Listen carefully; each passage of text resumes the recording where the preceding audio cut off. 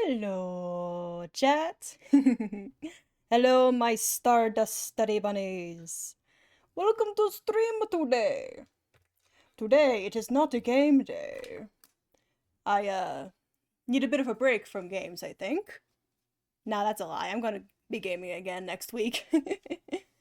More, it's just that I realize I haven't done this in literal months. And I said I would do more of this. So I'm coming back to fulfill my promise about more Pokemon presentations. Hello, Tallulah, hello! Hello! But yes, today is gonna be the reverse Pokemon order. Hang on, I'm getting things set up again on this side. Gotta pull up my Twitch on my phone so I can have my chats.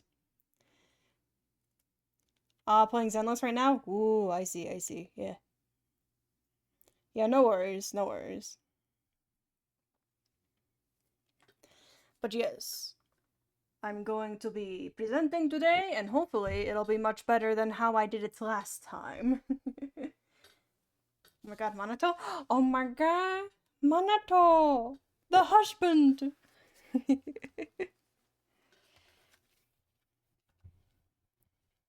Kiss him for me. Give him kisses.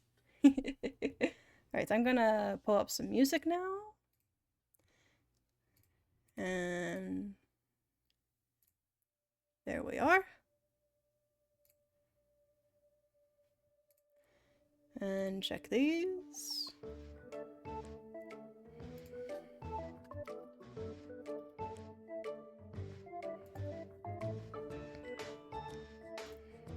Alright. Alright, now I'm gonna close out of Discord so it doesn't distract me. Alright.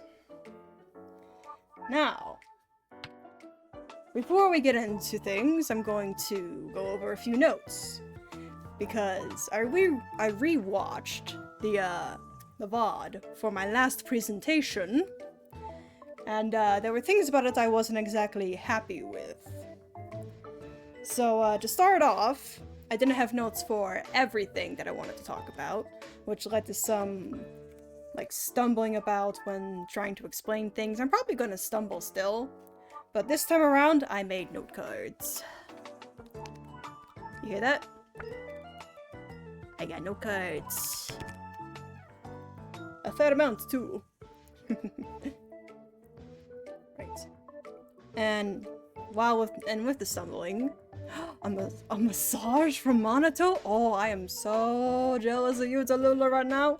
I'm so jealous. Oh yeah, I have a hot drink with me, too.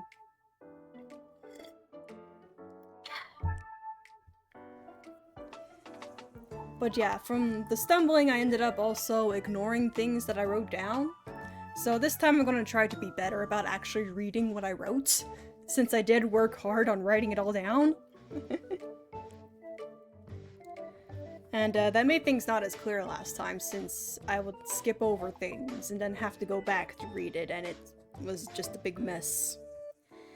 And the mumbling, of course. I think I may have had a bit of a sore throat, and I wasn't drinking as much water as I should have, which is why I have a hot drink with me right now. I have some apple cider in a very festive glass. And hopefully, sipping on this will help my my voice be nice and clear. Yes, it is cider. Good apple cider.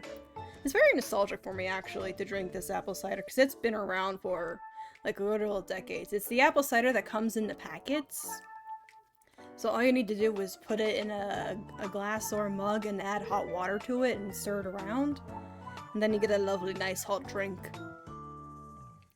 But yes, I'm gonna drink that, and then when I run out, I'll get some water or something.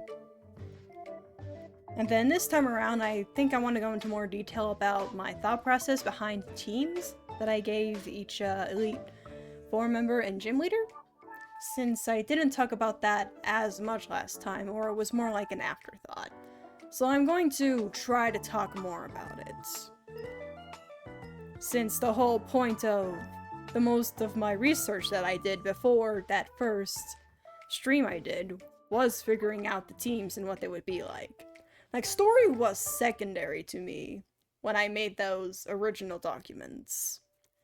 But then when it came to the stream, I ended up focusing a lot on story. And I am focusing on story this time too, but I want to have the teams be a focus as well.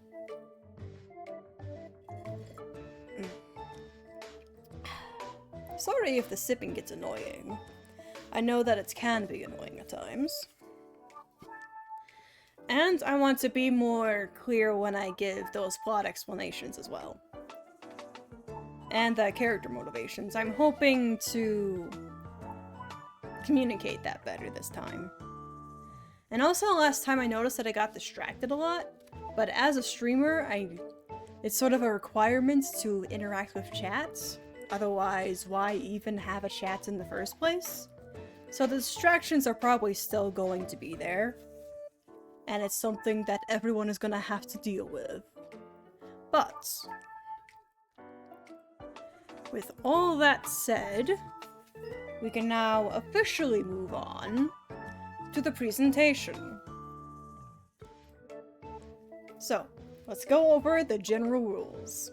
Of course, I'm going to be adding the modern changes that were added in later generations to earlier generations. stuff like new typings, the physical special split, and abilities. And in each gen, I'm going to stick only to the Pokemon that were introduced in that gen or before. So no Gen 6 Pokemon in Gen 3 or whatever. And then, when possible, when it comes to the teams, I'll try to stick to only Pokemon that were introduced in that generation, and try to avoid using duplicate Pokemon on a team.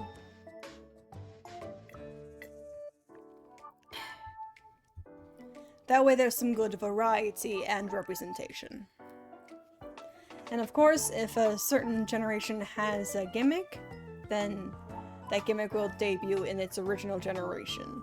Like no double battles in Gen 1, no Mega Evolution in Gen 4, that kind of stuff. And a quick disclaimer about this, about Gen 3, is that I have not played the original Gen 3 games, the Ruby, Sapphire, and Emerald. I've only played the Omega Ruby and Alpha Sapphire remakes.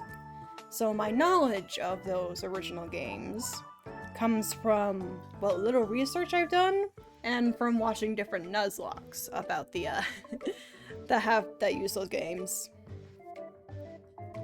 And we're not going to be taking the manga into account here. I have watched videos about the manga, but the manga is so different from the story in the games that we're going to consider that its own timeline, separate from this reverse timeline I'm making. That's basically a reverse of the canon timeline, you know? So if there's a character backstory or motivation that's in the manga, it's not gonna be really represented here. At least not on purpose.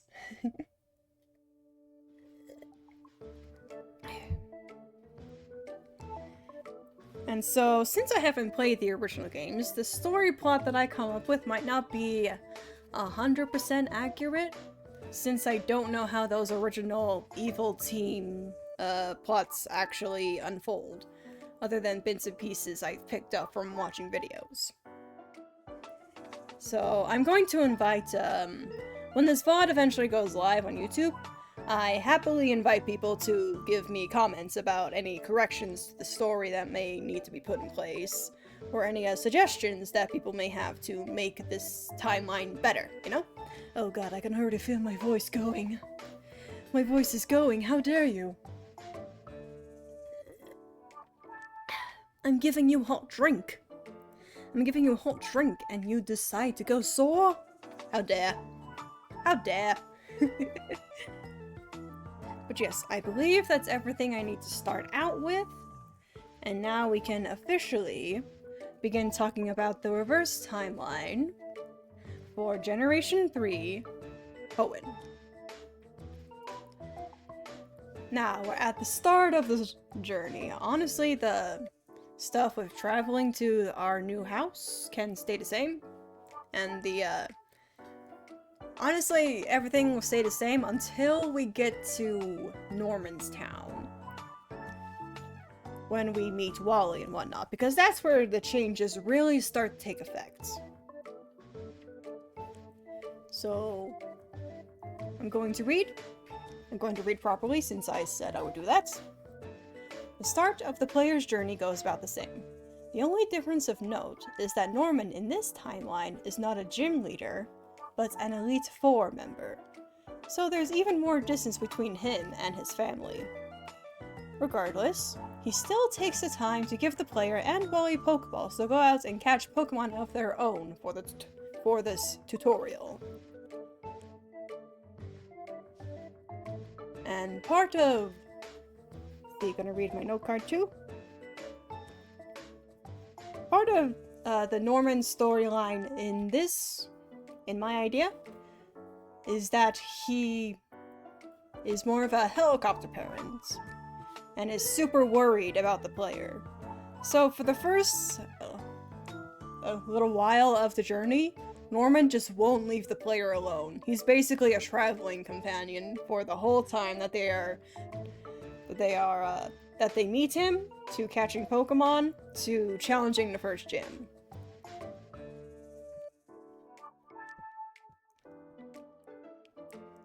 Yeah, it's gonna lead into something. It's gonna lead into something. Sorry, my brain went fuzzy for a bit. I'm not used to presenting things. But yes, that is the start of the journey. And now, we need to talk about where we're going to next. The player's journey in Hoenn leads them to crossing over waters at multiple different points, at first with the help of Mr. Briny, and then later on with the Surf and Dive HMs. Hypothetically, a different order could be made for which towns get visited first, but while the journey may be long, it generally stays on one track for a majority of the game, only going off a little bit when it comes time to challenge Norman's gym and you have to retrace your steps back home. After that point, the HMs unlocked allow the player to move more eastward instead of keeping... I think I meant to type west there. Yeah, this is west, that's east. Why is it that when you go to present something is when you notice the typos? Just imagine a W, okay? Keeping west of the region. So, continuing. What if in this timeline, the player took a different route, and traveled a different way to challenge different gyms in a different order? So many differences, but also not really. For the most part, I tried to keep things the same. It's just that some gyms will be challenged, and some places will be visited in a different order than they were before. And this is normal for the reverse timelines. If you go back to Gen 1 and especially Gen 2, you'll see that I changed things around in order to better suit the plots and whatnot.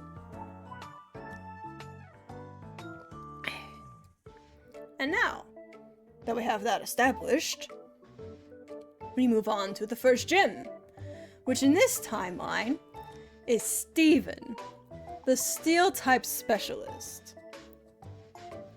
with his team of Aeron and Beldum.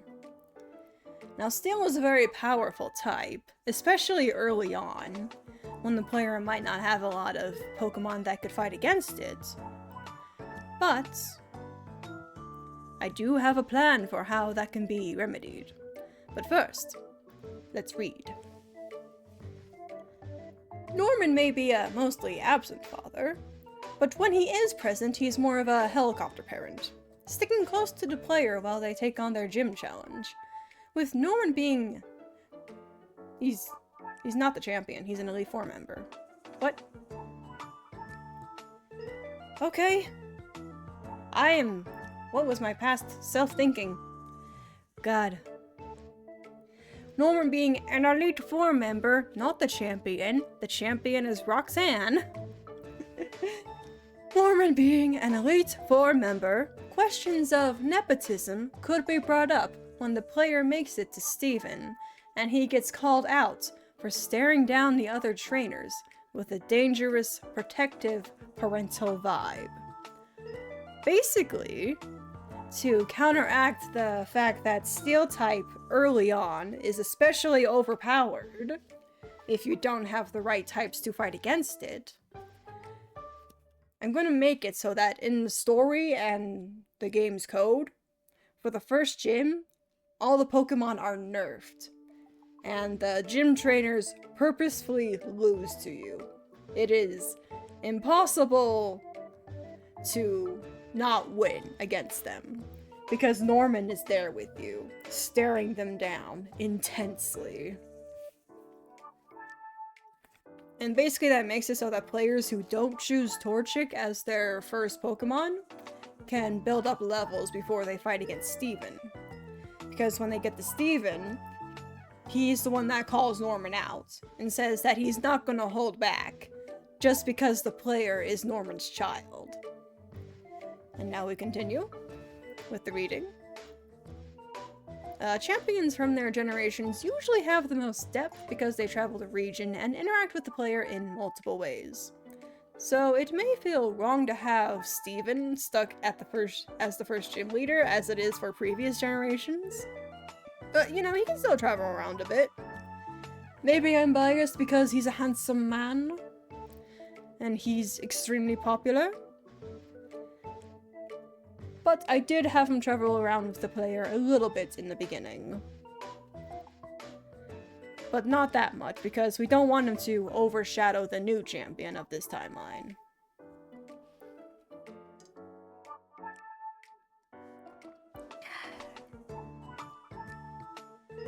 Right. Moving on to the second gym leader, Drake, a dragon specialist, with his team of Trapinch and Bagon. Notably, Trapinch, I don't believe is dragon as of yet. I believe it is just pure ground at this point. So it's not like you'll be fighting against 2 dragon types early on in the game. Only 1. So that makes it a little bit easier, perhaps.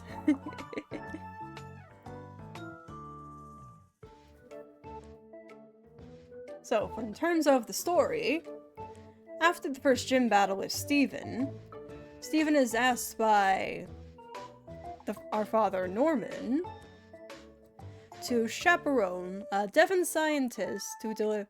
Oh, no. I'm reading things wrong. Let me start over with that.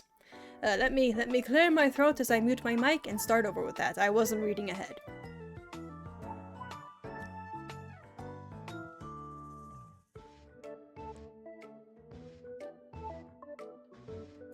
Okay. I believe I've regained my composure. Let us start again! After the first gym battle, Steven is asked by his father, Steven's father, to chaperone a Devon scientist to deliver some parts to a separate location. The scientist easily gets seasick, so they will have to make a stop along the way. Steven offers for the player to come with them, since there is a gym in that town that the player could challenge. He's been itching to travel anyways, and if he takes the player under his wing, then Norman won't have to come with them.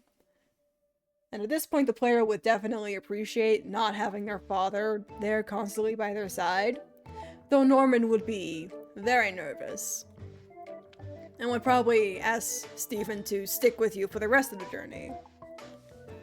But when you travel there with Steven, he says that he understands not having a close relationship with one's father, and that he will wait by the gym for the player to complete their battle. But other than that, he will allow them to roam free without any supervision. So it's at this point where the player is given more freedom. And they're able to explore on their own, finally. And Steven will just be waiting by the gym until the battle is done.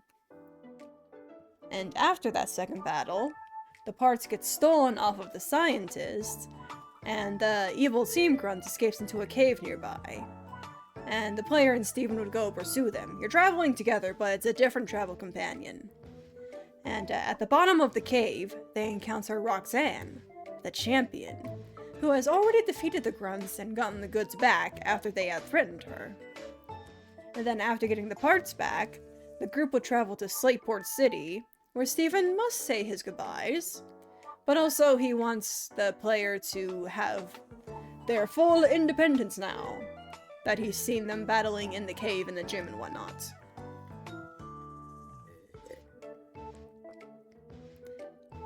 And he'll say to decide that he hopes the player's father will forgive him for not staying with them for their entire journey. But yeah, he thinks they have what it takes. So already here we have the setup for a plot between the player and their father starting out. See, moving on, we have Glacia of Mauville City, with her team of Castform, Snowgrunts, and Spheal. Now, Gen 3 is where weather was introduced. So, in any possibility, in any chance that we get it, we need to try to use it. So obviously, her Castform is going to know Hail, and it's going to be in the snowy form. And the hail will give her snow runs and her spiel an extra boost in attacking and whatnot, and also the chip damage from hail. Now, a question to ask is, why would Glacia be in Mauville besides being a gym leader? Because I think for the most part, the gym leaders have reasons for being in the places that they are. So why would she be there? Now, in the original timeline, with Watson here, there are some side plots that imply that he is in charge of research and development for Mauville City. So she could do the same thing, but have a different sort of twist on it, you know? Oh, I'm almost out of apple cider. How sad. But yeah, that's more or less what I think her reasoning for being there would be. And I felt the need to justify that because her style is so fancy compared to how Mauville usually is. Like, in the original games, it's a small town with grass and whatnot. Very much home roots kind of town. And then in the remakes, it was turned into, like, a mall city. Like, a mall, apartment, hotel, extravaganza kind of thing. Like, I guess someone heard the mall in Mauville and heard mall, so it turned it into a mall that people could live in. Which I guess isn't a bad idea. But yes, here. After the battle, the player would go west to Verdanturf at the request of Wally to go visit his family, and to show them how he's gotten better at another typo. After traveling around a bit, and also having a rival battle with him there. And then here, when the player would have Rock Smash, they would go through the cave in Verdanturf Town to head to Rustboro City. Now, Rustboro City is usually the location of the first gym, but because we changed things around a bit, it is now, I believe, this is the 4th, yes, the 4th.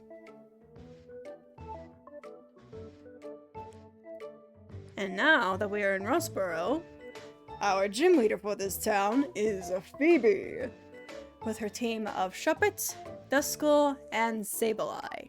Now, Sableye, I believe, is a Ghost Dark type, which didn't have any weaknesses before the Fairy type was introduced. And at this point in the game, it's only weak to Fairy, and there are very few Fairy types. But it's not like it's impossible to defeat it, but adding it to the team does give it that extra boost in difficulty, especially since Shuppet and Duskull are both first forms, still.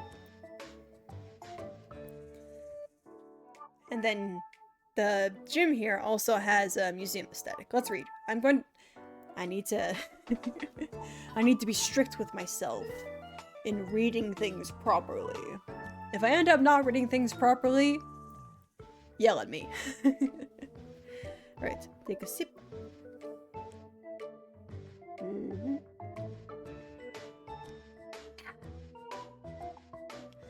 The museum gym aesthetic could be similar to what it was like before, but this time have it more focused on ancient artifacts from long-dead civilizations. Because, at least in the ORAS remakes, a lot of the focus of that museum gym is fossils because of Roxanne's rock type. But, since Phoebe is a ghost type expert, we could have a more focus on things that are ghostly. Ooh. Now, of course, it is worth noting to this point that even though I won't be mentioning them, the same events with the evil team will be taking place. I may mention some, but not every single one. There's the attack in Slateport and at the Weather Institute where the player has a double battle with the champion. But for the most part, I'm not going to be mentioning those, since the gym challenge doesn't really interfere with the evil team plot all that much. I will mention it when there are key differences that I decided to plop in there because of the differences I've made to the changes I made to the gym challenge. Now, after defeating the gym, the player spots some grunts nearby talking about a plan to go to the volcano near Fall Arbor for the next part of their plan. Basically, that tells the player that's where they need to go next. But of course, how are they going to get there? Now, at this point, it wouldn't be too much effort to circle back to Mauville and then head north to Fall Arbor Town and proceed with the plot there concerning Meteor Falls and the volcano. Or they could head up the northern route, given they have the right HMs available. Basically, they have a choice here. Oh, I need the burp. Hang on.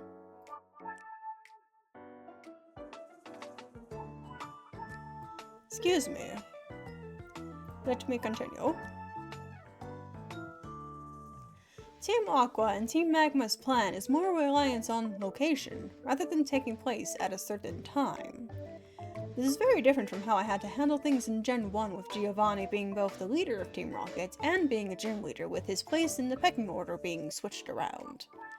Of course, there was an order which the events need to take place in, which is why the parts need to be stolen and returned before going to Slateport, where the evil team tried to steal it off the Devon scientist again. Other than that, there isn't much I need to comment on because of how divorced the two plots are. I just talked about this. I'm predicting what I've written and then talking about it. I think I did this last time too. I need to stop. I need to be more focused. Need to lean in. Need to lock in. Need to lock in with this next gym challenge. Gym leader challenge. Against Sinnoh.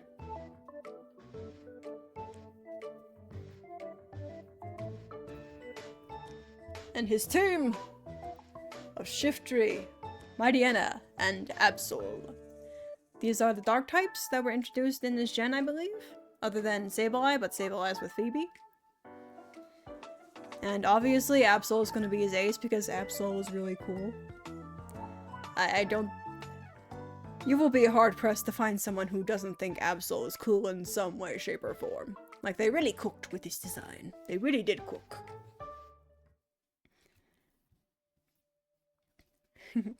But just like a little flavor text here about Sydney, his appearance and the location of his gym make people think that he's a fire-type expert. And he would use that misconception to his advantage, were it not for the league guide at the front of the gym telling those who ask what typing his gym is.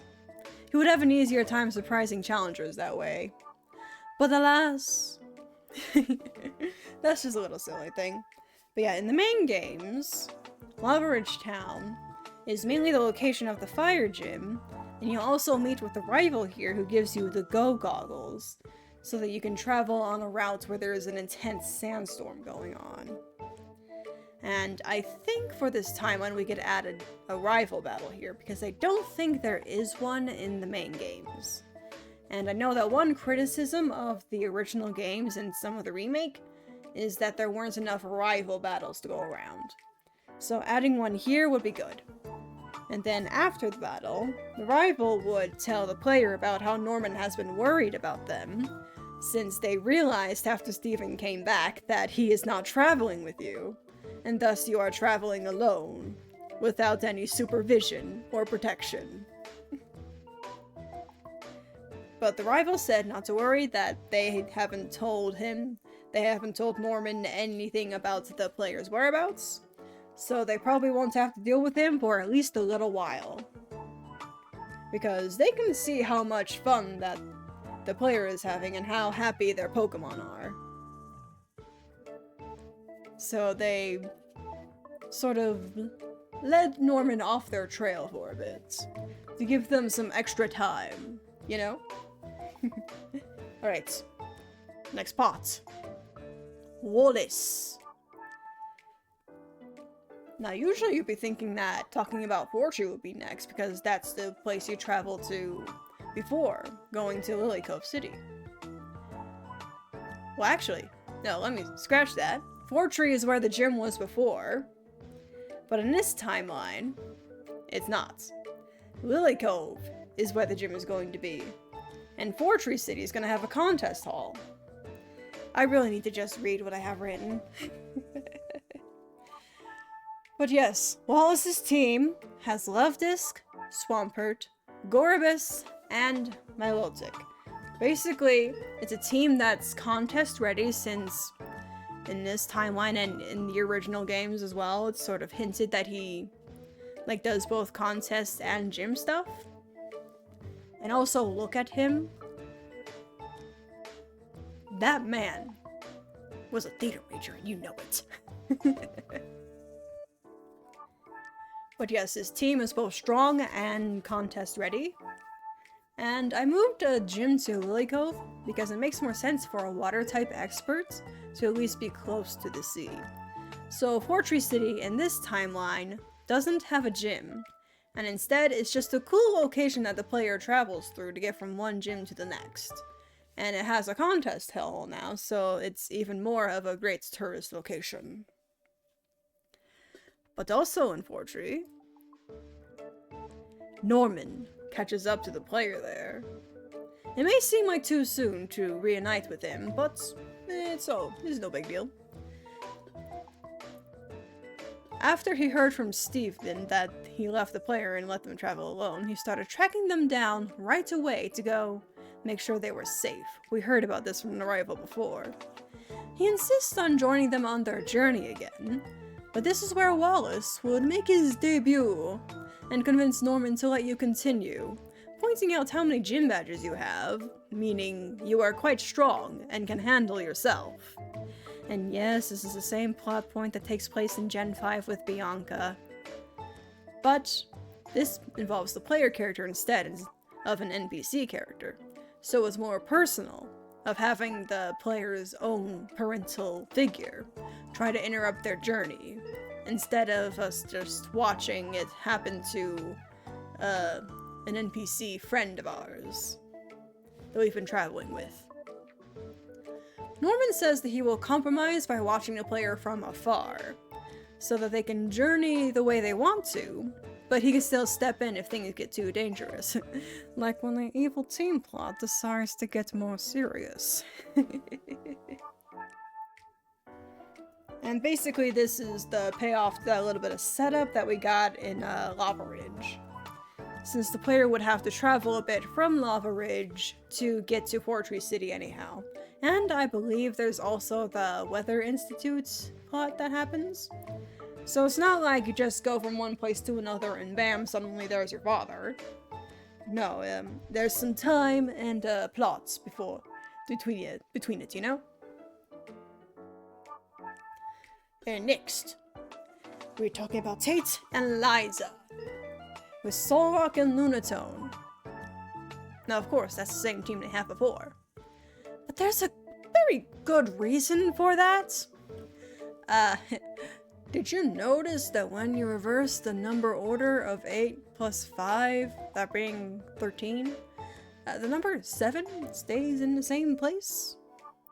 It took me a while I was doing research before, when I was making my documents, to realize that was happening.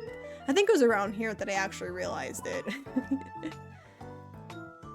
So, any changes I make will be to the team.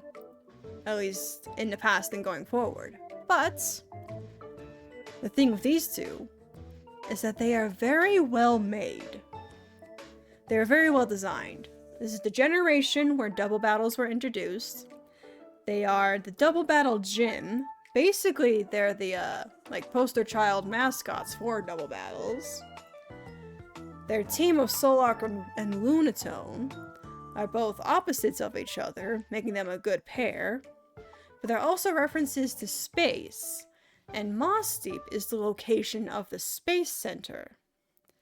So not only are their Pokemon a good reference to opposites and being good for double battles, they're also a reference to the location which they're at and space. And then being psychic-type experts also ties into space. Because there's a lot of fiction and whatnot tying the psychic powers to extraterrestrial activity. So, what I'm saying is, these two had a lot of thought and care put into them. And I can't change anything about them without changing their entire essence. Now, that isn't to say that their teams couldn't be changed. In Emerald, they added more Pokemon to their team. So it's possible that with modern stats, types, and abilities, when you take those into account, that you could make a new team for them. But that would also most likely involve doing some research into competitive battling. And at this point in the games, having a whole team of competitive Pokemon would be a huge leap in difficulty. And that would be too much for the player, too much. So they're going to stay the same. They're going to stay the same. They're too perfect. Game Freak really cooked with them. Well, next up, we have Winona. With her team of Tropius, Pelipper, Swellow, and Altaria. I took away the Skarmory from her team. Skarmory is Gen 2, and sticking to the rules of having teams comprised of only Pokemon introduced in that gen, unless necessary for other things, then yeah, this needs to be the team for her. And this time around, she's located in Sootopolis City. Now you would think that a flying-type trainer in a crater that is basically completely water wouldn't make sense. But there are also high mountains surrounding that crater. And you could fly about from one place to another in a crater, as you see later on in Gen 9 with Paldea, and the Great Crater in the center of the region. And now we read, Sootopolis is the location of the final confrontation with the evil team, and where the player catches either Groudon or Kyogre. Or, if this timeline makes more inspiration from Emerald, where Rayquaza comes to put those two in their place. Now, this is just a little bit of a headcanon thing here, a little bit of a canon divergence in this different timeline. Is that I think Winona could serve well as a descendant of the people who kept the legend of old in Sootopolis. You know, basically the Delta episode from Omega Ruby and Alpha Sapphire, about the people who worshipped the Great Dragon in the past. That being Rayquaza. And it makes sense for a flying-type expert to be that descendant, as Rayquaza is a dragon and flying type. And you could even give her some different clothes that are more Rayquaza inspired because of that. And I think that would be quite epic. I think that would be quite epic indeed. But yes, with that out of the way, it is time for the Elite Four. Or at least, the events leading up to the Elite Four. Now, I mentioned earlier how the evil team plot could remain mostly unchanged. I think that the same can be said for the rival side of things, except for adding more rival fights with Brendan/May, and maybe adding in Wally's character arc from the remakes into this timeline. It wouldn't have any Mega Evolution, but it would add more depth to him. At this point, yes. And it would be very good, yes. Now, Norman is also involved in the evil team plot this time, helping the player when things get really serious, but then they get separated near the climax. And it is after the disaster at Sootopolis that Norman finally realizes that he should, perhaps, take a few steps back and let his kid grow up, and to stop underestimating them, and see them less as an extension of himself, and view them as their own person. You know what that is? Oh, wait. let me hold that thought. Because first, we need to talk about Norman as an Elite Four member. With his team of Delcatty, Zangoose, Exploud, Linoon, and Slacking. Now let's talk about the team first, because it is fairly well known amongst Pokemon fans that normal type is kind of mid if you don't know what you're doing. Like early on, if you don't have the right types, normal type coverage, then normal types can be a pain to deal with. But later on, when you have more access to Pokemon and moves that can hit them for super effective damage or just huge damage in general, they're not that difficult to deal with. So for his team, I mentioned before how at the 7th gym it would be too much of a leap in strength, a leap in power creep to have some competitive Pokemon. But I think here, having at least 1 or 2 competitive Pokemon would help make the normal type Elite Four member strong and justify his Elite Four status. And I had some ideas for that. I did a little bit of research for him. Now, Delcatty would be the Pokemon that annoys you. It can fake you out in the first turn. It can use Attract to make you fall in love. And you can also learn a great variety of TMs that can just confuse you. And also it has the Egg Move Zen Headbutt, which is a Psychic type move, which is super effective against fighting types. So even from the very start, you can't just go in with a fighting type and be completely okay unless you're super fast and super strong with it.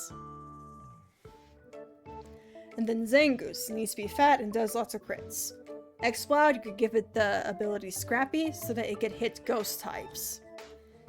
So you can't just go in with a ghost type either and expect to be okay, because Exploud will ruin those plans. And then Linoon, there is some very nicely well-made videos out there about how you can beat the Elite Four and Champion in Gen 3 with a well-trained Linoon. And basically the idea is that you use Belly Drum and Rest to max out your stats and then immediately get your health back. And then you can also give it Sleep Talk, so that on those turns that you are asleep, you can still attack. And also, Linoon can get the ability Quick Feet, where if it has a status condition, it gets a speed boost. Basically meaning that when your Linoon is asleep, it can move faster than the opponents, potentially. And then of course Slacking is an infamous Pokemon for being super strong, and the thing that holds it back from being way overpowered is its ability Truants. So you definitely need to lean harder into the Truants.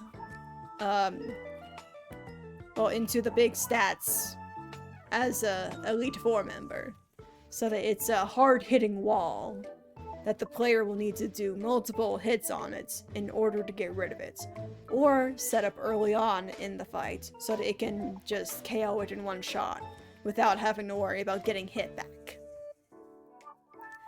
And now that I have all that team stuff out of the way, let's read. Norman is both proud of how far his kid has gotten, but also scared of what will happen to them if they lose and experience disappointment. But he's mostly gotten past that at this point. He does initially try to follow the player to the next room when the battle is over, but he catches himself. Right. You don't need me by your side the whole way. I'll wait here. No, wait. I'll wait for you in the champion's room. I know you're strong enough to make it there. I'll be waiting there to congratulate our new champion. You know, something like that. And before we move on, I am going to get some water, because I can feel my throat's starting to get a bit sore once more. So real quick. Gotta get the alcohol. Gotta get the alcohol. There we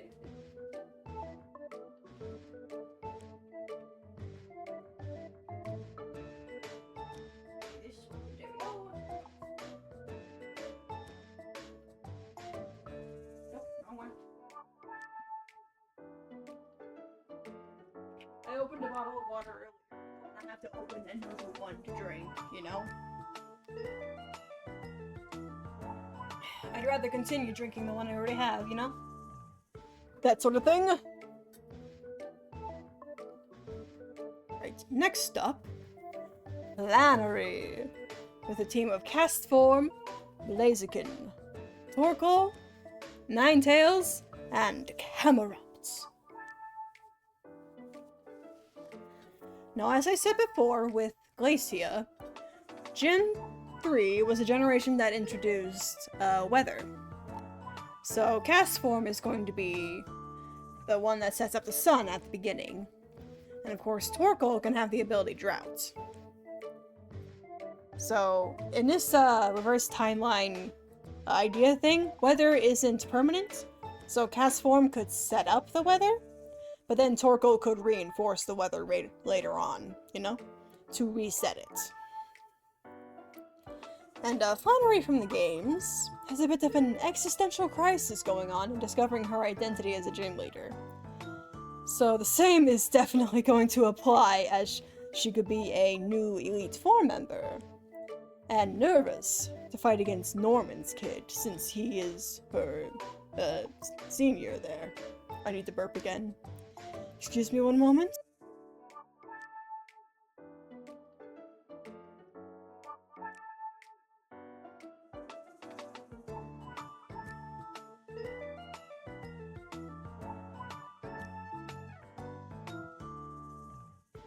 Thank you for being patient with me.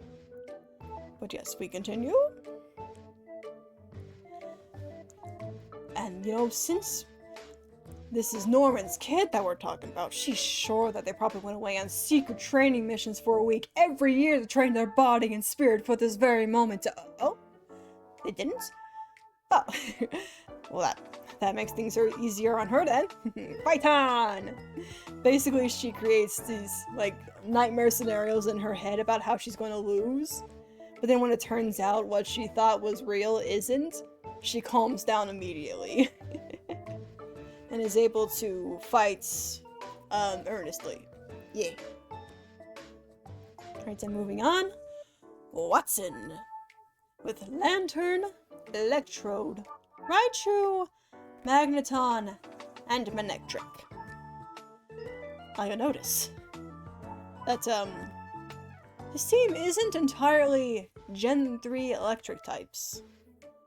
That's because there weren't enough electric types to fill out an entire team. Of course, there's Plusle and Minun, but Plusle and Minun, one, they're kinda weak. Oh, there's an ad playing. I'll wait for the ad. I'll wait for the ad before I continue talking about this.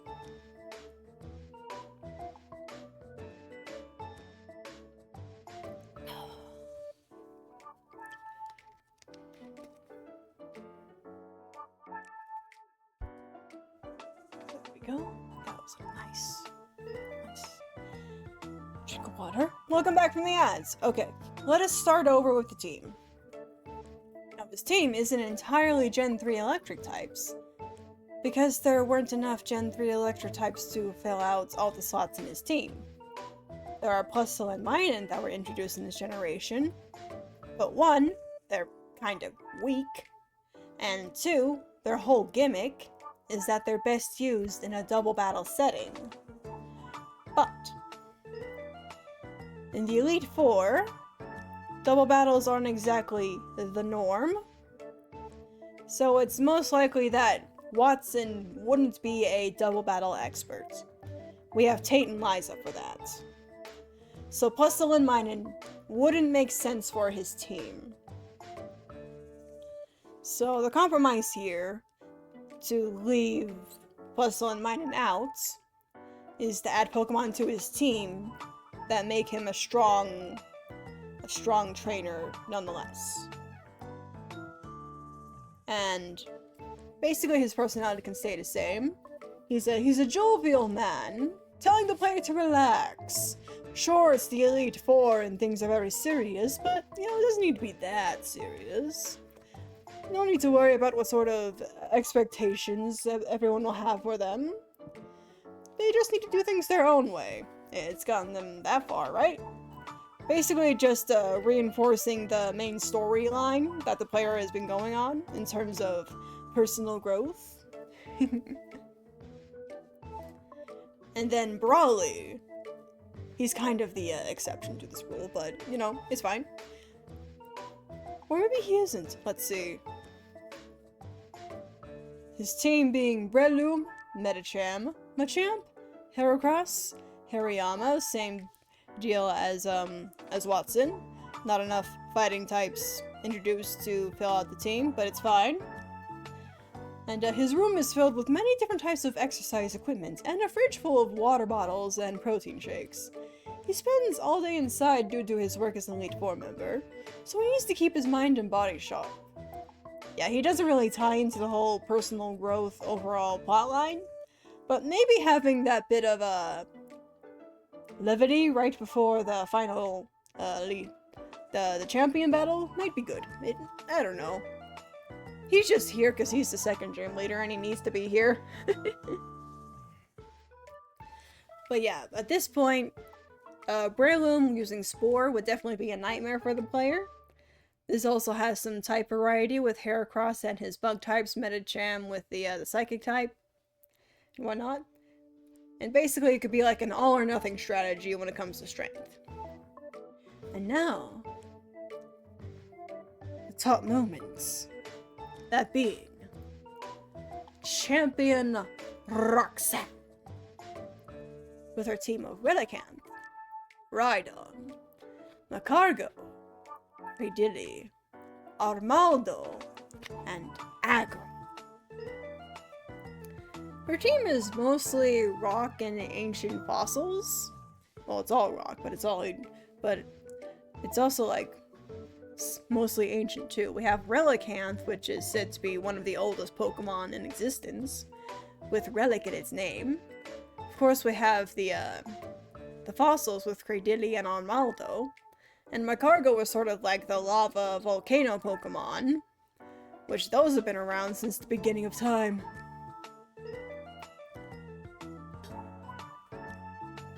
Like, we have the Dawn and the Ron as being the exceptions to the rule, but they add extra strength.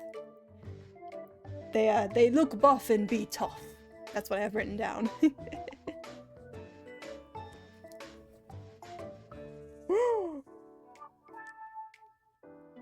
Okay, quick break from the presentation. Tallulah, you need to tell me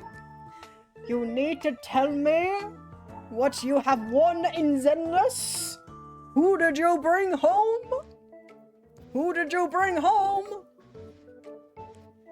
Taking a small break to congratulate you, but I need to know.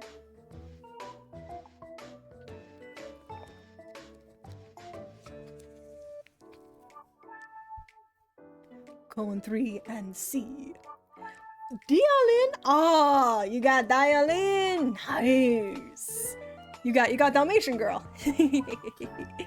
I'm going to be playing that story next week. I've waited long enough for them to add the voice back into the games. So, yeah, playing that next week. Also, I think Honkai updates next week too. Maybe I'll delay doing Honkai story, so I can do Zenless next week. Who knows? She's super fun to play, and you have the tapes to spare, so why not? That is completely fair. Right now, I'm saving up for more men, and also when Shiwan releases, I want to make sure I have enough tapes. The M6 Billy. Oh, pretty nice. Nice. Good for you. Very good.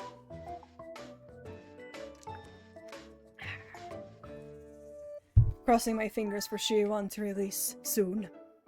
Crossing my fingers. I know his sister is coming soon, but I'm not gonna pull for her until I have him. Because I want him first. He's so good. He's so good. Oh, but yes, congratulations, Tallulah! Your Dr. Luck is so good. Give it to me, please. Can you give just a little bit of it to me, please?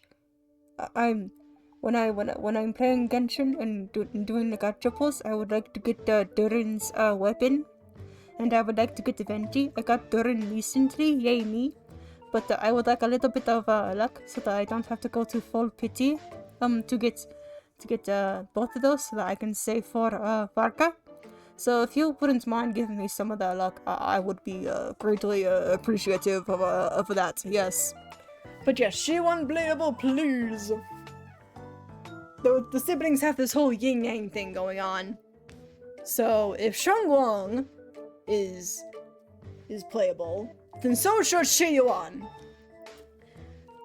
Shangguang kind of annoys me probably because the devs are doing, yeah, the whole forced waifu stuff.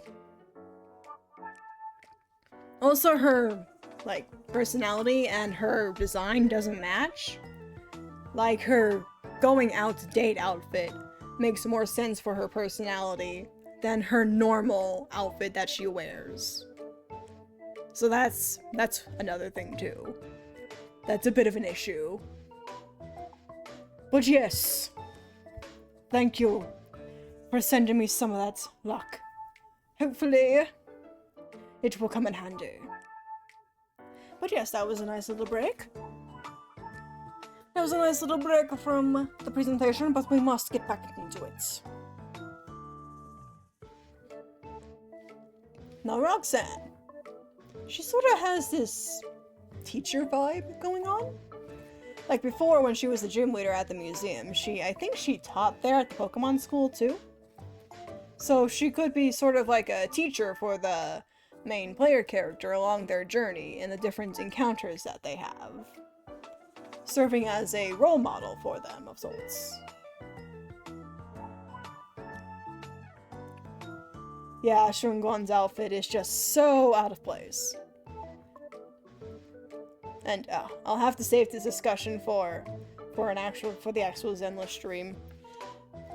But I'll write down a note for it, because I do want to talk about her design more. But this is not the time.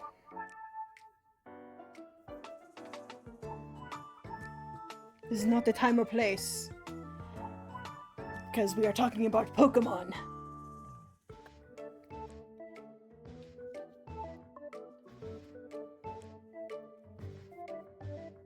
And this is the end of the journey for Hoenn. And Roxanne mentions how she talked to the player's dad not so long ago, when he came to go wait in a champion's room.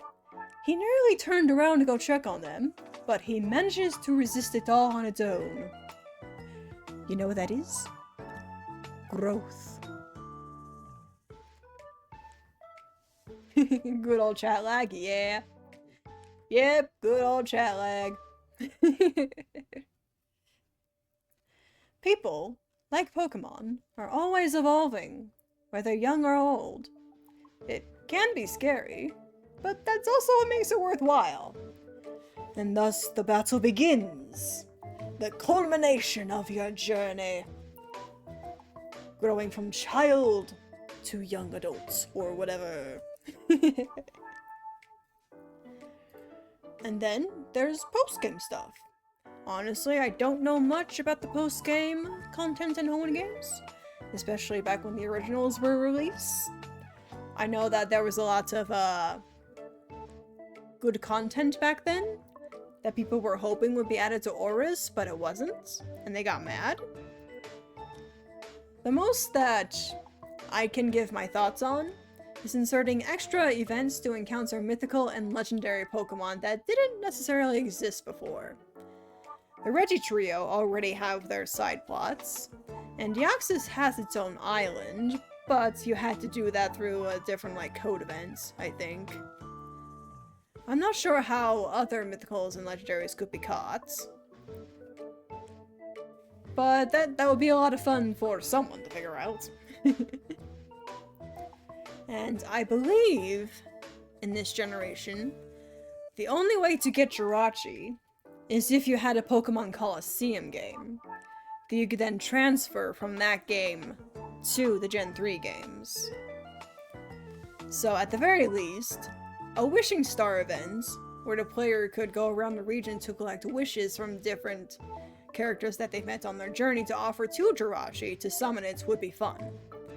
And then one of the shooting stars from, like, the comic show could be Deoxys landing on the island, and that could lead from one event to another, you know? You know, I think that would be very nice.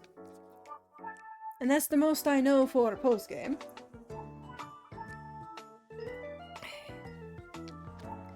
And with that said, we can now move on to Sinnoh! Now this I do know a bit more about, because Pokemon Diamond was the first ever Pokemon game that I played. So I have a lot of nostalgia when it comes to this generation. I know it quite well. I didn't take part in the competitive side of things, but I did explore it a lot. I used a lot of cheats in it. Oh, it was so much fun. Such nostalgia. But yes. It is time for Generation 4, Sinnoh. Now, what path to take? In previous generations, I've had to move the orders of towns around. It was your first one too? Oh my god, we are literally twins. We are twinning it up! In previous generations, let me read. I've had to move the order of towns around in order to create better flow from one gym location to the other. But this time, not so much. The reverse order can still make sense in the same order of towns that existed before. The only thing I need to figure out is where to put Rourke in the story, because I know where Cynthia comes in, and her motivations, but need to figure out how Rourke ties into that. And as I said in previous parts, the champions tend to travel around the region as well. At least in earlier generations, not so much in later generations, especially Paldea. Oh my god, you barely interact with the champion in that game.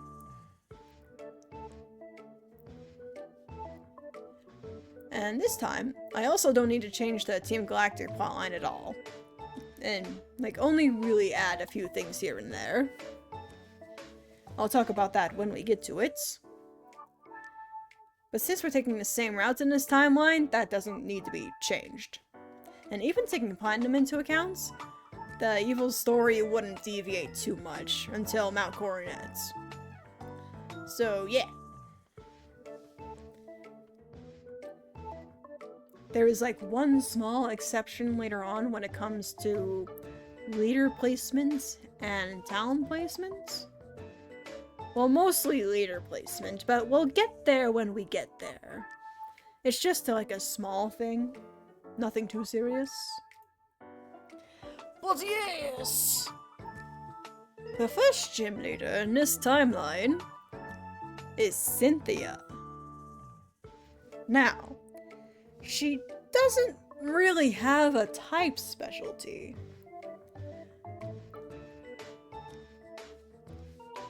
So for her team, I took later members of her team from her champion teams, and basically just de-evolved them to their first forms. That being Riolu, Togepi, and Gible.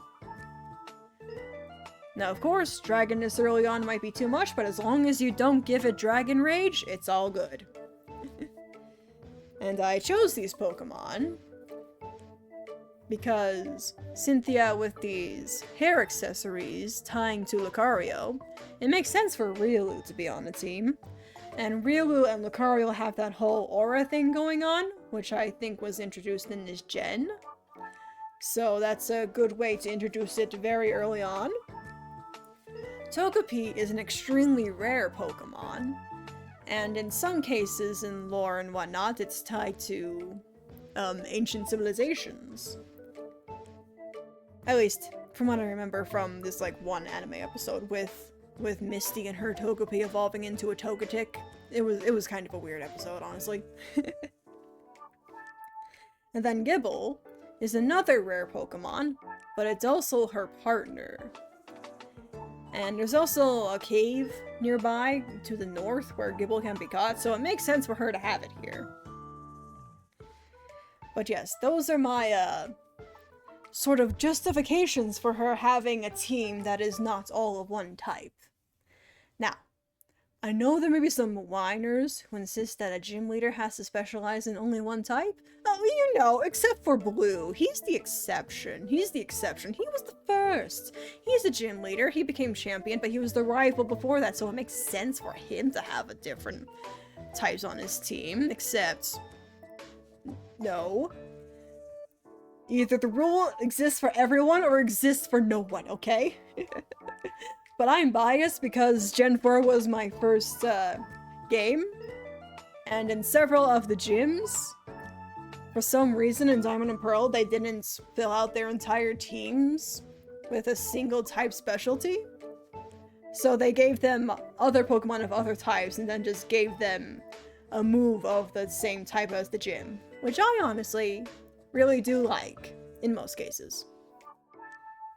Like, I think it's not a bad idea. It's not a bad, compromise to that. But as for Cynthia being located in Orberg City, Cynthia loves Sinnoh's history, and Orberg City does have a museum there. So when the player first goes to Orberg City and she isn't at the gym, she could be instead spending her time at the museum and musing about the lore and history of Sinnoh, since that does play a key role in the main storyline, with the whole Dialga and Palkia being space and time and whatnot. And then after this, there's some traveling, some Team Galactic stuff, before we go to Eterna City, where Lucian is located. Let me take a sip of water. With his team of Chingling, Mime Jr., and Bronzor. Now, I know his team is mainly babies, but to keep in line with the rule that the team had to be made up of Pokemon introduced in this generation, it kind of has to be baby. But in a theoretical, like in theory, if I were to allow myself to have him have Pokemon not introduced in Gen 4, Chingling could be a Chimecho, or you could replace Chingling with a Kadabra. That way he still has a bit of strength to him.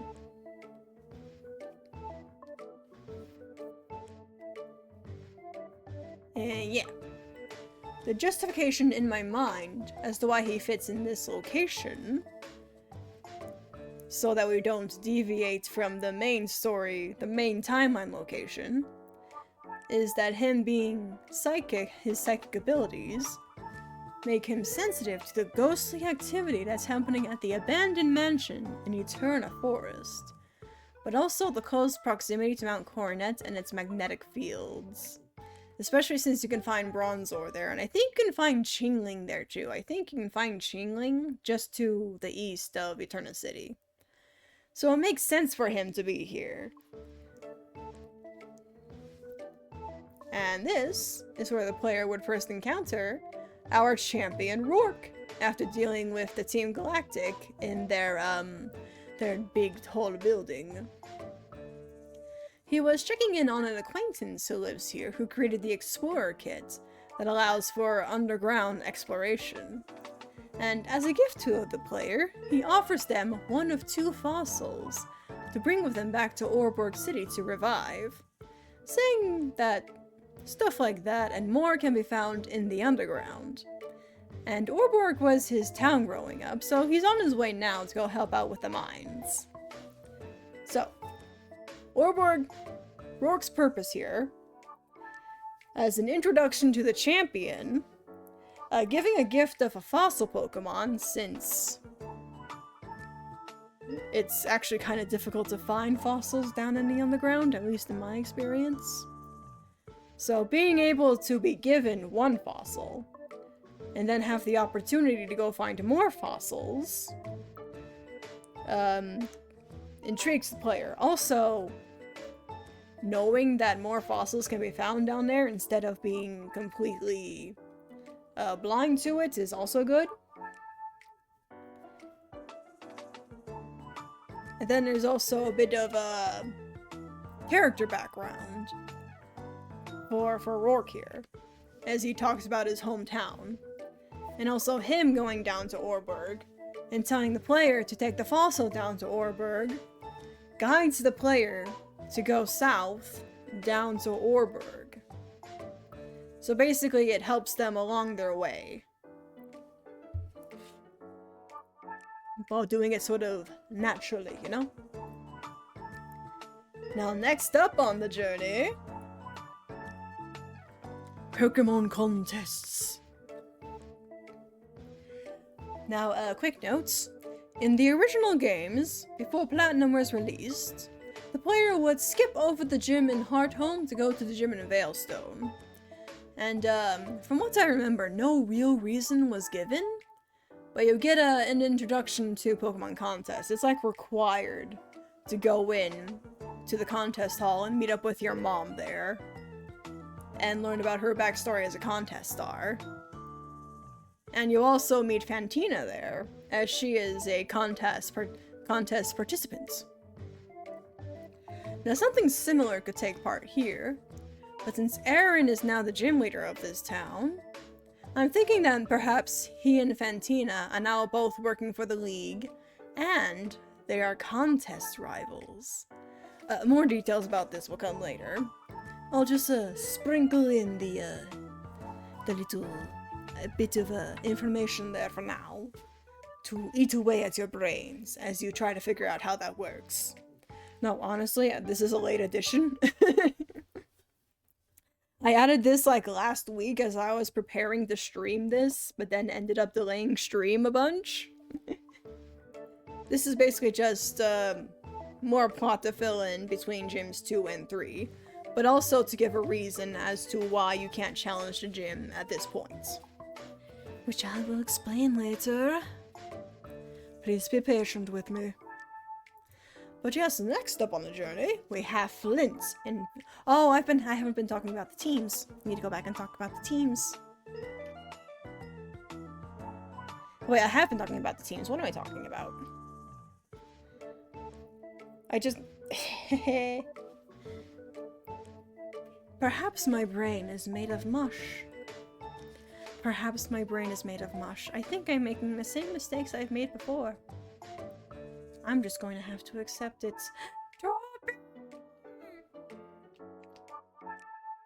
It's a toppy! Love these types of streams. Thank you for making a wish upon a star. Hello, Topi, welcome in. Yes, it's been a good long while since we last did the Pokemon presentation type of stream. It be like that? Yeah. Yeah. Hey there, handsome. You talking about yourself? Thank you, Tula, for the wish upon a star. But yes, we are now at the 3rd gym with Flint. Now, one thing about the Gen 4 games is that the majority of the fire types introduced in this generation were all later, like, evolutions. And they were added on to previous generation Pokemon. Like Magmortar is an evolution of Magmar. Thank you, Topi. But you can't get it unless it's way later on and you have a trade item, and it's very powerful, which doesn't make sense for a 3rd gym leader. So instead, we're going with this team here, of Ponyta, a Baneri with Sunny Day and Fire Punch, and Monferno If Gardenia can have a Turtwig, then Flint can have a Monferno. And I'm giving him a Baneri because the Sunny Day and Fire Punch boosts up the fire types, but also the Baneri fluff and Flint's curly hair look very similar to one another. So it makes sense for them to be paired together, methinks. And I think that's also why he had a Lopunny on his original Elite Four team. It was because of the fluff, and the Sunny Day, and the Fire Punch.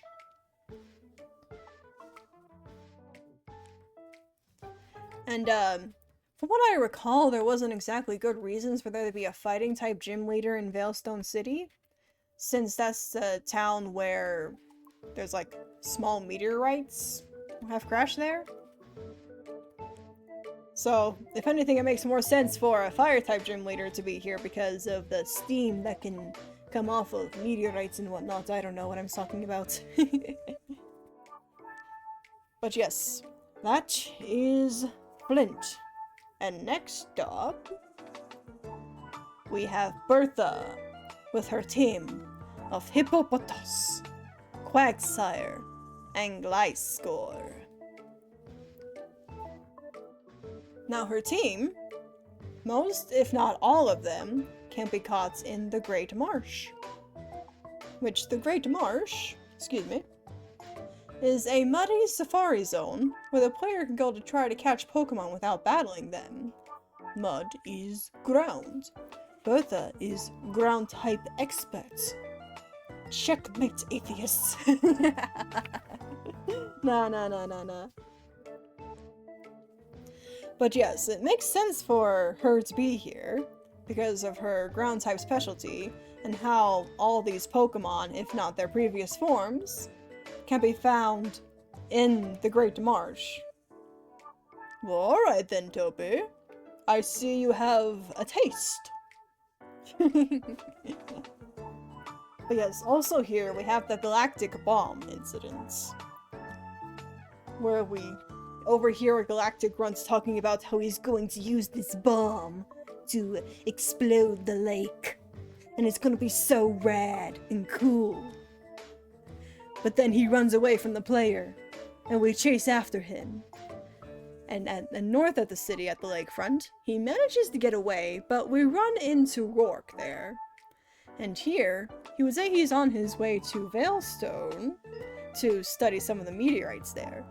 So he asks a favor of the player to take this medicine that he has to go heal the Psyduck that are stuck in place on in the routes north of Solaceon Town. It's technically his job since he is the champion, but he feels that he can rely on the player to take care of that, yes? I'm older than you, hey!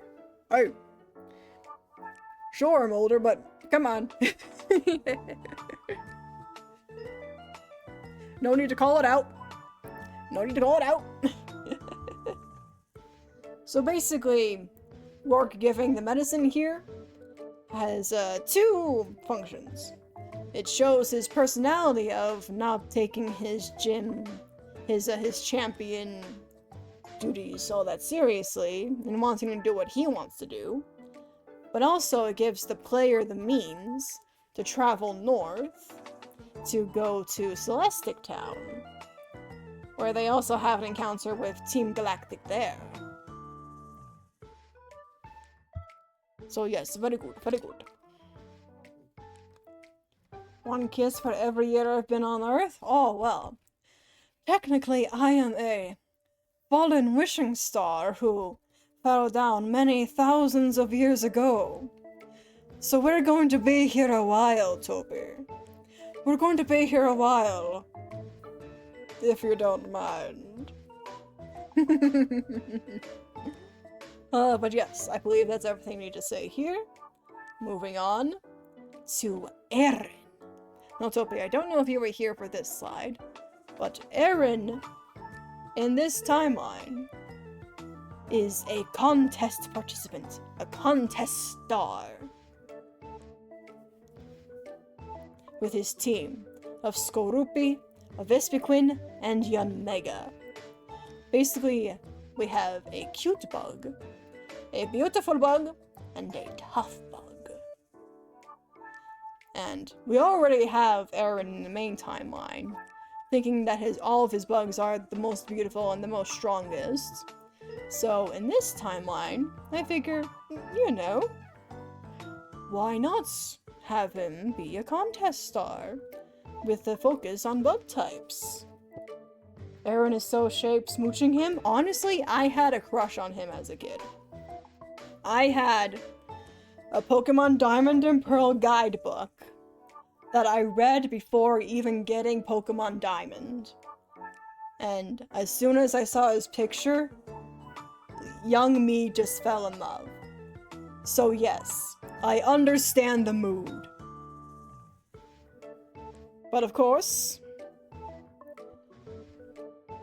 him being a contest star, he would need to have different clothes, a bit more fancy. Or perhaps he should be, or maybe he should stay the same. I'll have to come back to that and see.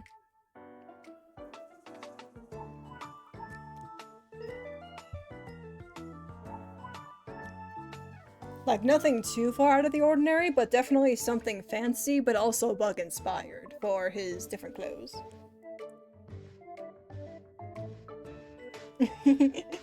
Shouldn't be flirting with the professor mid-lecture? No, if anything, I, as the professor, shouldn't be flirting with you, and yet. But yes, basically the reason that the player can challenge the gym now is that Fantina has left Heart Home and gone back to her duties as an Elite Four member. So Aaron now has time to go back to doing his main job as a gym leader. That's basically it. He was on vacation, taking a few days off, but now that Fantina has gone back to her job, he needs to go back to his job. That's basically the reasoning there. And then next, we have Volkner. Now this is the exception I talked about at the beginning of the stream, about changing the location of one gym leader from their usual place.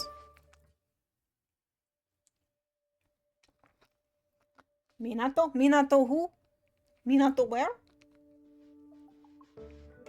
Oh, Volkner. I see. Now Volkner, at this point, he will have a Rotom, an Electivire, and a Luxray. Since this is gym... let's see, what is it? 6? Yeah, since this is gym 6, the gym leader's gonna have stronger Pokemon, so Electivire, while strong, he can have it. Gives him some extra boosts. Now, something about the Gen 4 time, back in the day, like, was there like the music? Yes, thank you. It is Honkai Star Rail music.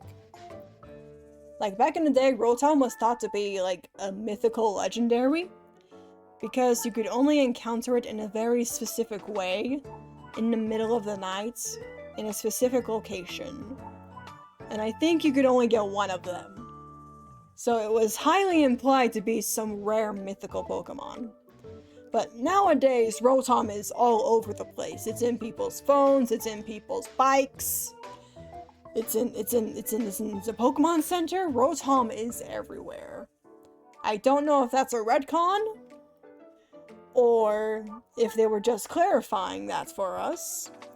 But nonetheless, since Rotom is clearly now not a mythical, regular trainers can have Rotom as one of their team members. So that's why Rotom is here. And I feel like Luxray is too cool not to be his ace. But also, Electivire is super strong, so Electivire could also be the ace. And reading here, in the original games, Volkner is in a slump and is seeking a greater challenge. In this timeline, that can still be true, but instead of gazing at the Pokemon League through a telescope, he will be away from his gym and training on Iron Island. This will give the player a reason to go visit Iron Island and meet Riley and get the Ryoga egg, instead of it being an optional place to go. The player will meet Volkner at the end of the cave, and that's when he would make his declaration to take on your challenge, and if he's still bored with battling, then he will go take on the League and abandon his gym leader duties. Oh, it used to be a mythical. I see. Oh, that's good. Yes. No, I think it was probably like some internet virus thing where Rotom went into someone's computer and then it was duplicated a bunch. Like copy paste, copy paste, copy paste, copy paste. And now there's a bunch of Rotom everywhere. That's the reason why there are so many. But yes, I do believe that this slight change in locations, but still keeping the same character motivation for Volkner, makes sense, even if he's no longer in Sunny Shore City. Just so we can still have the same routes for the player to go on for this reverse timeline. And then next, we have Candace. Of course, we have the Team Galactic plotline going on, but that's going on its own. Now for her team, she has a Glaceon, a Weavile, an Abomasnow, and a Frostlass. Her name is Candace. I can already, I see it in my head. I can already see what kind of joke you're gonna make. Bring it!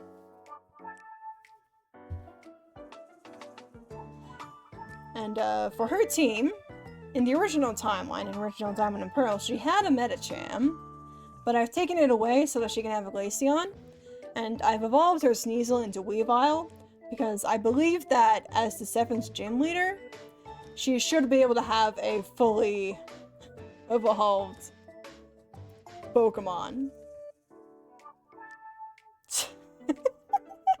Okay, I wasn't expecting that, Topi. Good on ya. Good on ya. But yeah, even though I am one who advocates for having different types of Pokemon in gyms, as long as they still adhere to the type specialty in one way or another, in this case I've decided to add Glaceon and evolve the Weavile. Because I feel like, as an evolution, it needs representation. I love her design, she's so fun. Yeah, she is. But she's also underdressed for living in Snow Point City, which is covered in snow. But I don't know, I feel like people who grow up in snowy areas just don't feel cold. Like, is that a thing? Where people in snowy areas don't feel cold? So they can dress like this however they want? I don't know. But, with that said, it is time for the climax of the evil team story. At the peak. Now the player goes around to the lakes, they fight the different admins, they sneak into the Team Galactic base in Veilstone, they overhear their plans, they battle against Cyrus, and then they go to Mount Coronets.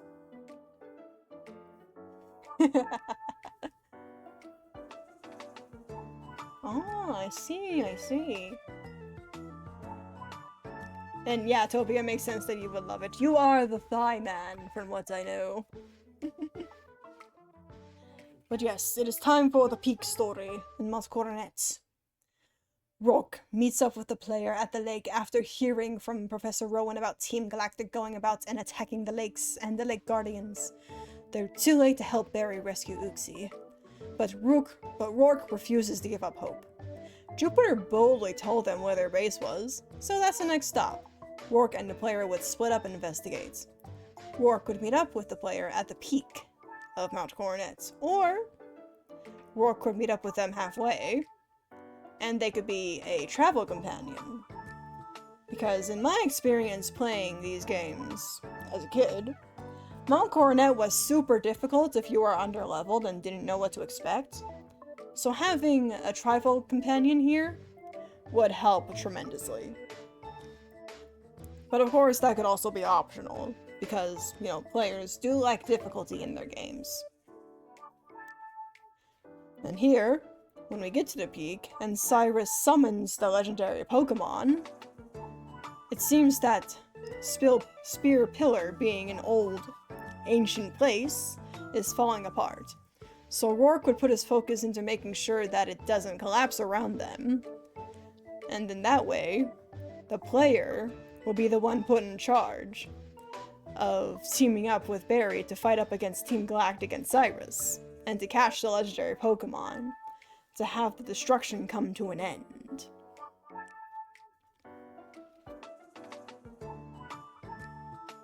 And that is the peak story, the climax. But the story isn't over quite yet. For we continue with Byron and his team of Empoleon, Steelix, Bronzong, and Bastiodon. Now he's still a Steel-type expert, but I think in this timeline, instead of being someone who works in the mines, like Rourke does, I think he would be an architect. Basically like a higher evolved version of someone who works in construction. And his architect skills could be used in Sunnyshore's City to make it more advanced. But also, it could perhaps give him some sort of a superiority complex over his own son. Like, his son is the champion instead of just a gym leader this time around. But he still puts his son down and, downplays his accomplishments. Sure, he's the champion, but he only got that through sheer luck. He's been abandoning his duties as of late. He's gotten weaker. He's not strong enough to hold that title. Now that is mainly rage bait for the player to want to defeat this man, but also, after having just worked together with Rourke to save the region, but also it's a bit of a character development. And it leads up to Rourke's own character arc that I have for him here. And with that, the player would travel across the waters and through the caves to get to the League. And now it is time for the Elite Four. And our first member here, is Fantina, with her team of Spiritomb, Dusknoir, Gengar, Drifblim, and Miss Magius.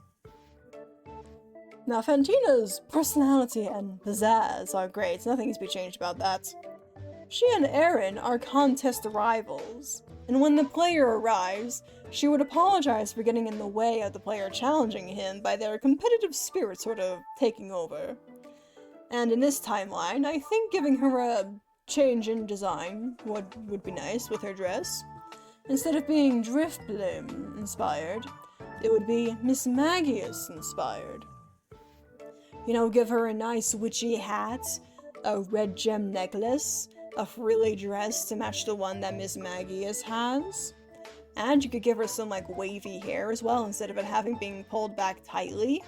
Having nice loose wavy hair, that would be fantastic. And maybe some good eyeliner or lipstick would be good. Basically, make her more goth. More like witchy goth beauty, I think, would be a nice change of pace. But it would also really suit her well, I think. And then Crasha Wake, being the second Elite Four member, with his team of Luminion, Gastrodon, Rotom, Wash, Gyarados, and Floatsoul. Now he is also a strong personality, being very wrestler-themed and coded. So he's a performer like Fantina is, just of a different breed. Don't get too attached to the performer theme, it's going to disappear with the next one. It was just like a fun comparison that I made when doing this, when making this presentation. Not much else I really need to add other than maybe his room. Like, they started adding uniquely designed gym, Elite Four, member rooms in Platinum. So I think for his room, it could be like a wrestling ring with water all around them. Like, that would be very fun and cool to see that happen. But yes, after Crusher Wick, we have Maylene, a different type of fighter.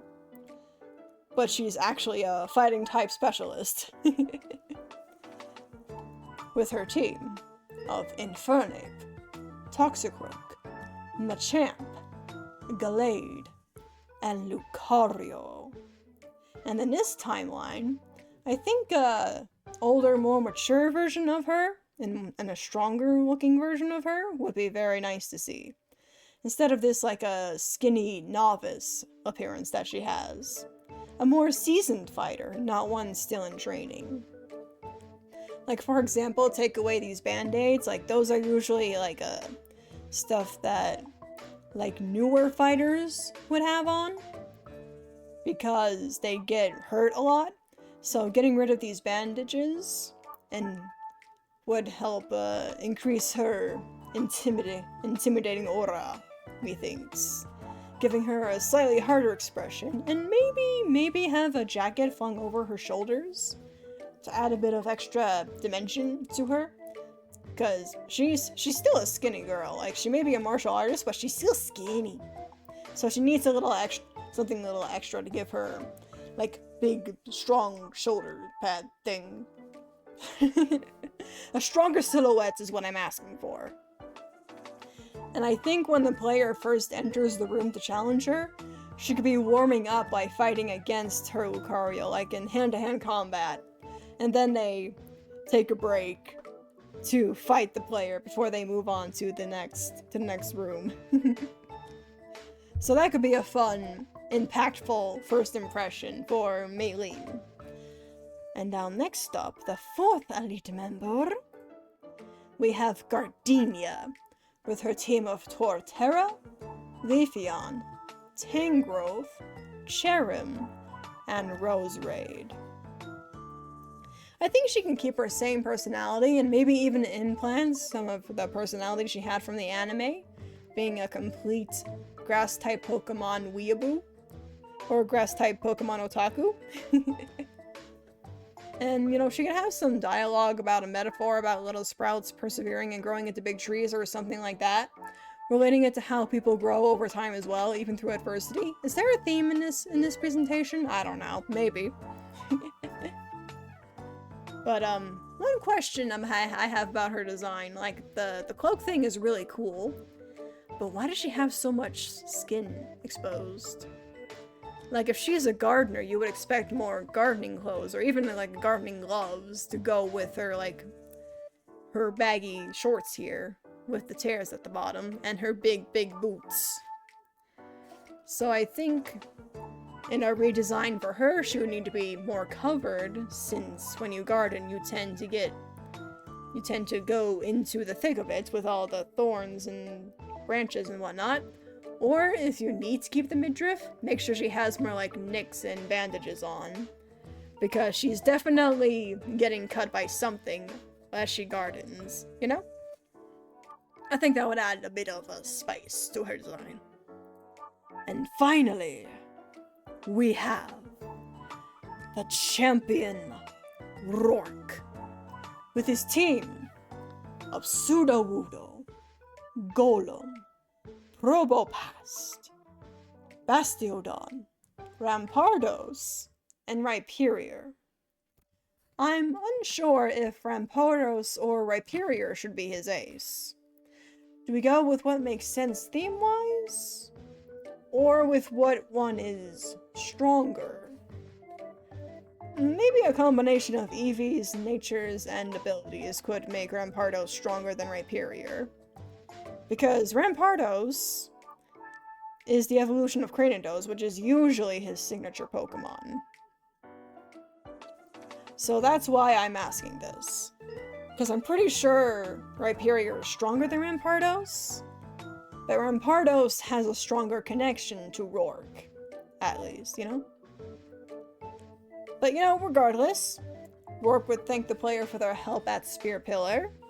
He's a little embarrassed to admit that he alone couldn't stop it from collapsing and stop Team Galactic at the same time. He's been wondering for a while if he's worthy of being a champion because of that, because of how much he's been slacking, because he thought he'd made it and he didn't have to keep trying. But now he's losing his edge. So he's going to give it all in this next fight and put everything on the line. And I've been talking about character redesigns for a while in this presentation, so I'm going to do it here for him as well. Because he deserves it. He's the champion. So we look at him right now. And this is a basic construction worker outfit. Nothing about it really screams, I am super powerful and strong. But also, when you look at him, you don't really see someone who works in the mines. This is an outfit that could fit anywhere in a construction site. So, I'm thinking of giving him a tool belt where he could have like a pickaxe and stuff on it. And then maybe since he's out in the field a lot and not really taking a lot of care of himself or spending a lot of time inside, instead of having clean glasses, they could be dirty and maybe have some cracks in them. Or maybe he could even have like prescription goggles as well that he could have on top of his head that he could put on when he goes into the mines. And yeah, I think that's mostly it, but I think maybe having a longer coat with some tears in it would help with the strong silhouettes as well. Sort of similar to what Cynthia's coat does in her silhouettes and her power. But yeah, I think adding those few things would help elevate his design from construction worker to strong person who works in the mines and enjoys it. And now the post-game! I don't have a lot of experience with the competitive side of things, but with my my cheat code stuff that I played with, I do have some experience with the legendary side of things. And also there are a lot of good legendaries in this gen. Like sometimes when they add a lot of legendaries to a generation it feels like too much. But I feel like in Gen 4 it was just enough and they each had their reasons for existing. Like there's an island north of Sinnoh that can be accessed by boats and snow points. That's where the battle tower is, that's where the competitive stuff is. But there's also Heatran, a whole Heatran side story that you don't need like a code online to unlock. You can just go do it. It's in every copy, which is amazing. Now most of the... Oh, my throat. I gotta drink some water. Gotta drink some water.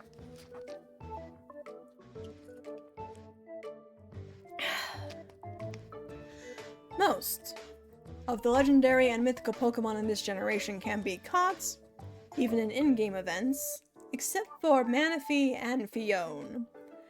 Manaphy was received in an egg event from a different game, and Hoenn can only be obtained by breeding a Manaphy. So, in this like hypothetical fan game for this timeline, an event would need to be made where a player can get their own Manaphy or Manaphy egg. And of course, all the different legendary and mythical events that exist in the game's code that you needed to go online to get a code for, or something like that, would just already exist. You don't need to unlock it, you just need to go and do it. Or perhaps just get the item and go do it. And I put this in all caps at the very end because it is very important to me that everyone needs to get new outfits. They didn't get any new outfits for Brilliant Diamond and Shining Pearl. And that was absolutely just upsetting, because in Oris they got redesigns, and even in Heart Gold and Soul Silver and Fire Red and Leaf Green they got redesigns for the outfits. So why is Gen 4 the exception? Why them? Brilliant Diamond and Shining Pearl really are just the worst games in the mainline series. I gotta be for real. They deserve the redesigns. They deserve so much more than what they were given. Ah. But with that is the end of my presentation for today. Yippee! Ah! Finally. Oh. Thank you so much, everyone, for coming by and listening. That was so much stress. But it's fine. And it's finally done. It's been on my mind for a while. But I did it! I did it! Woohoo! Good job, thank you, Tallulah. Thank you. And now, we go find someone to raid for today. Oh, as I decompress from... as I decompress from all that. So, what did you think of today's presentation? I hope I did better than... Hey, Twitch. Shut your mouth, Twitch. But yes, I hope I did better than what I did last time. With my, my note cards here to help me. I'm pretty sure there are some things where, I didn't improve from last time. But I hope that at least it was entertaining, you know?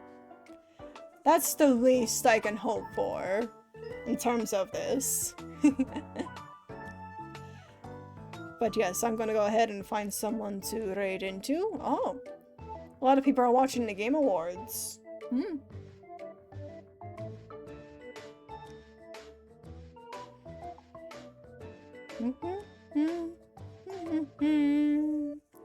Oh, we got friends that are live.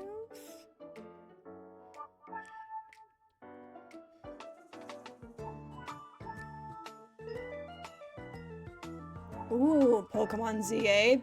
Rating from Pokemon to Pokemon would be nice.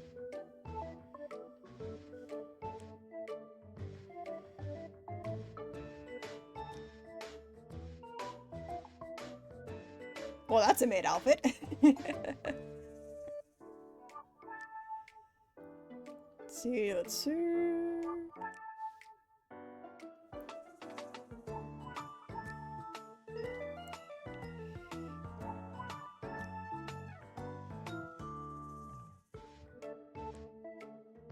see, I think I'll do Pokemon.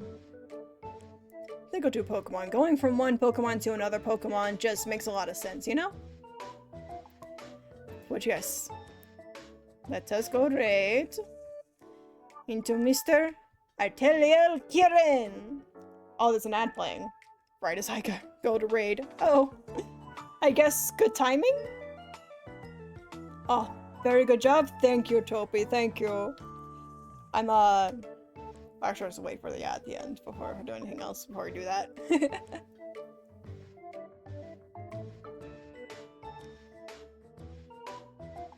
And I can also stop having the music play on the loop. Let's unloop that. I'll let it play out, though. Okay, ad break is done. Welcome back from the ads. Thank you, Topi. Thank you so much. Here is the raid message. We're gonna be raiding into Mr. Atelier Kirin today, playing some Pokemon ZA. Now, I work this weekend, so at the very least, no streams again until Monday. But, we'll have to see. We'll have to see how I'm feeling next week. I definitely want to play Zenless next week. And I think Honkai Star Rail updates. So if I have the energy, I might do both of those things. I might just go full in on playing a bunch of gacha. Playing a bunch of gacha story. But we'll have to see. We'll have to see. But with that, I'll see you later. Mata ne!